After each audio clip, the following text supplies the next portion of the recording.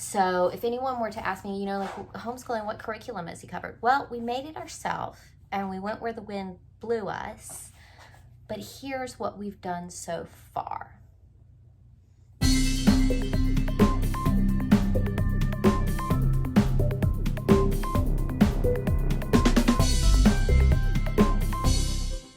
Hey, my name's Azalea and you're watching my YouTube channel, WayCrunchy.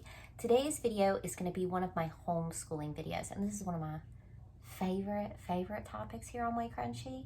My son is 9 years old. He just wrapped up 3rd grade and he's been homeschooled from beginning to end. And I have been making videos this entire time. So if you're interested in our homeschooling journey, there is a playlist on my channel that is from preschool to now 4th grade. A, I can't believe I've been on YouTube that long, and B, I can't believe my son has grown so big.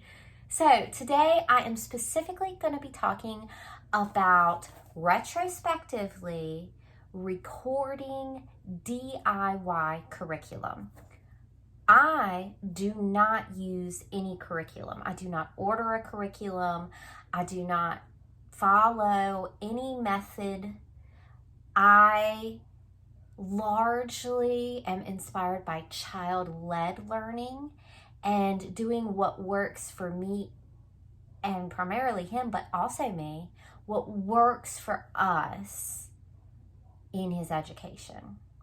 He does do standardized testing at the end of the year as our state requires, and that's a great little check-in for us to see where we're at and then kind of catalyst into a separate year of study. So a nice little wrap it up, and then what are we going to look at more this year? So this is my binder. Now, y'all, if you've been watching this channel and following homeschooling, y'all know I have a binder and folder system. Let me show you that right now. These are the binders and the folders that I have kept as proof of learning for my son's homeschool from kindergarten, 1st grade, 2nd grade, and 3rd grade. 1st through 3rd have corresponding folder projects on different topics. Okay, so this binder is for his entire education. This is an overview of his curriculum, of his entire education. So do I have an outline of what he's studied and his curriculum? Yes, I do. But I didn't make this until a couple of weeks ago. And so what I've done is we go where we are pulled. I make sure that we get, what we need to from reading and math for him to be able to be comparably educated to a public school child. But our topics, our science, our social studies, our deep dive into history and the world and what we're doing arises organically for us. And, it's going to the library and a book really calls to you, and we do go through some things systematically.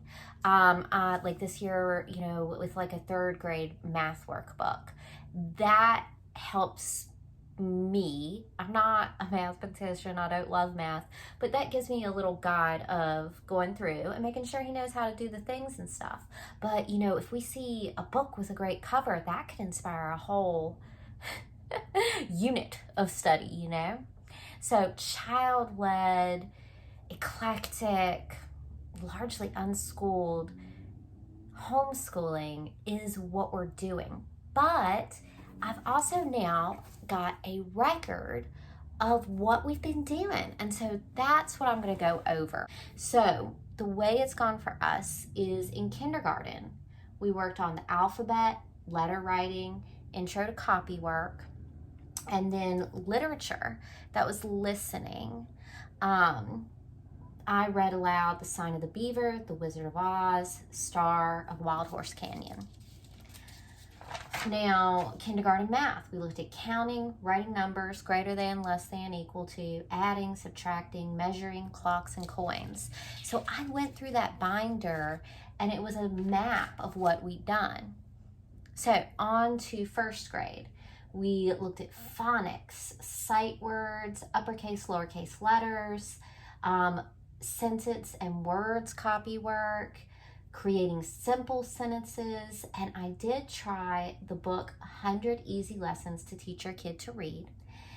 He was reading Dick and Jane by himself, and then a list of the literature that he listened to me read aloud to him. I'm very big on reading aloud to the children. Fantastic Mr. Fox, Around the World in 80 Days, The Mouse and the Motorcycle. He really liked that, so we also read Runaway Ralph, and then we also read Ralph S. Mouse. The Wind in the Willows, which is one of my favorite books. Freckle Juice, the one in the middle is The Green Kangaroo. And so then on to math, counting to 100. That was one of our big achievements in first grade, is he counted all the way through to 100 out loud. And it's like, good job. Writing numbers, we did dot to dot. Adding, coin, subtraction, infinity symbol, half, quarter, third, measuring, and patterns. Science in first grade, if you noticed in kindergarten, there was no science, but it was playing. It was playing in nature. It was playing with vinegar and baking soda. It was playing. So now science in grade 1, we kept a folder. This is when we started the folder system. So in the science folder, I have now gone and just made basically, an outline, a table of contents in a way, sort of. Fossil fuels, wind energy, solar energy, water power, bats, reptiles, flower parts, flower pigments. Grade 1 history, we had a history folder. George Washington, the Revolutionary War, Paul Revere, Benjamin Franklin. Now on to grade 2. So we have reading, writing, phonics, letter handwriting, sentence copy work, reading directions, intro to contractions, intro to subject and predicate, intro to crossword puzzles, that was fun, punctuation, intro to alphabetical order. Literature, what I read to him. Nancy Drew, The Pain and the Great One, The Witches, Hardy Boys, Dr. Dolittle, Goosebumps, and Cam Jansen. Math, grade 2, adding 3 numbers, adding double digits, subtraction, subtracting double digits, greater than, less than, equal to, clocks, coins, writing 1 to 100, word problems, and intro to multiplication. Grade 2 science, life cycles, magnetism, 3 states of matter, atoms, and the solar system. We went through in our science folder and did a study on each planet in our solar system. Once we got going, we just kept on down that road. And it wasn't like I had to check off boxes of what we were to cover. This is what we ended up covering. The U.S. History grade 2. Now in 2nd grade, we started a systematic survey of U.S. history. Now that sounds very academic and planned, doesn't it? Well, it did take quite a bit of planning, but the way I planned this survey of U.S. history is I made a YouTube playlist. And it was my passion there for a minute of doing like an inclusive, to all cultures, race, sexes, trying to make a conclusive chronological survey of American history. So that was a passion for me. You can see that in my playlist as well. It's in my playlist. It's not my videos, but it's my playlist of chronologically learning for a younger child, which is very educational for myself as well, a survey of U.S. history. So you can check that out in the playlist. And at this point in our lives, we had drives in a car. And so he would watch the playlist while we were in the car. So that wasn't like wasted time. And, he's happy to have screen time. I don't normally let him loose watching YouTube. Especially grade 2, that was like, I get screen time.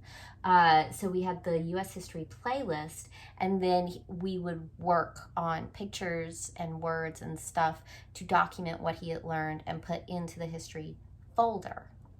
So he covered in grade 2 discovery through 1845. All the presidents that the U.S. had had during those times. Christopher Columbus. We looked a lot at maps and capitals. Sacagawea, Dolly Madison, North and South Pole, Equator, Prime Meridian, the Trail of Tears, the Mexican-American War. And we did quite a lot on each and every president, and he drew a portrait of each president. Onward to grade 3, which is the last grade that I have recorded. This is the last grade that I have in here because now he's in 4th grade, and I record the curriculum retrospectively.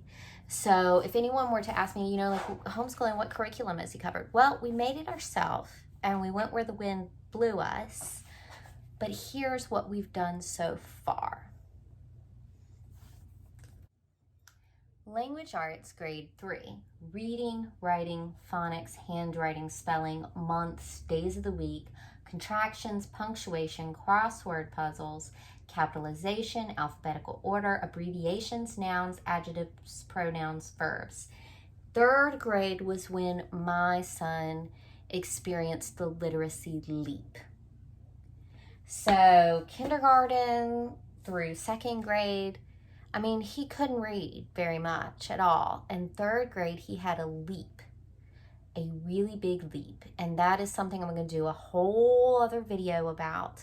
And that's something for unschooled. Child-led children often read late, but when they do, they jump ahead. And Tom jumped ahead this year. He essentially went from illiterate to 5th grade reading level. And gosh, I'm so glad he did. You know, with a lot of these more radical methods, I never know exactly how they're going to work out. And I just have to keep the faith that it's going to work out the way I think it's going to work out. And it did. Oh, it did. I'll do another video on the reading leap. It's magic. It's like Neo seeing the Matrix. The reading leap of unschooled or child-led children is crazy. It's wild. It's like watching magic. So yes, literature.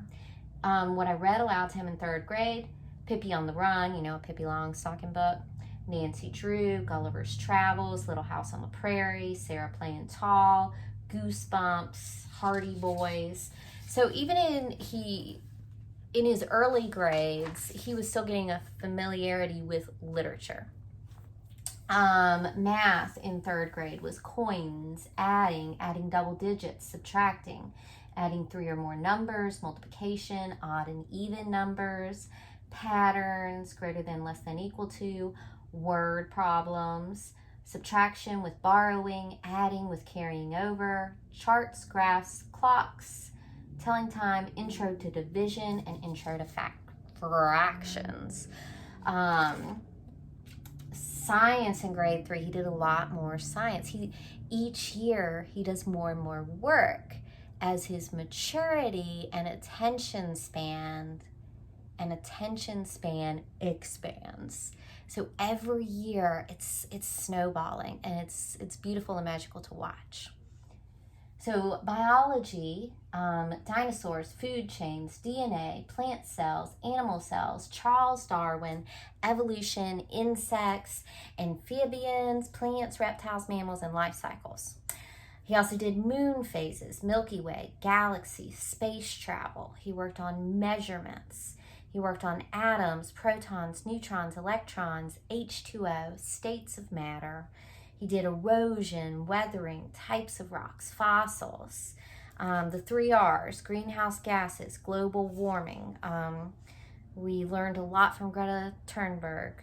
I always butcher her name. I hope I did that right. Social studies in grade 3. We continued with the U.S. History Survey, and we got through 1920. He did all the presidents, Harriet Tubman, slavery, Civil War, the Panama Canal, World War I. Now, he did some intro to U.S. government, how that's structured, and then we cooled it. We closed the book on history. I was like, that's all we're going to do for history. And we did world study, whole different folder, started a new different folder, and looked at the 7 continents, a sampling of countries and cultures from each and every continent. That's important. you know, being able to have a little more of a global perspective. And even if he's watching a TV show, going through and surveying the world and knowing the different countries and having a little taste of different cultures. So he has a little bit of a foundation to build upon as he soaks up knowledge of other cultures around him. This will help him. So that's it. That is our retrospective DIY curriculum that we have covered from kindergarten to 3rd grade. I keep all of his standardized test scores in the front that I have compiled in a way where I fill in each year to see where the improvement is each year. In kindergarten, you're not required to take standardized testing here in Virginia. So he has 1st grade test, 2nd grade test, and 3rd grade test, and I like to see all the different subjects and how much he is improving each year. And maybe he's improving in those subjects, or maybe he's improving in his ability to test well on those subjects. Either way, I keep that information in the master record of our homeschooling adventure.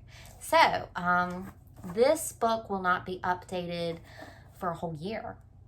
So at this time next year, he'll be wrapping up 4th grade, and I'll update the folder or binder then.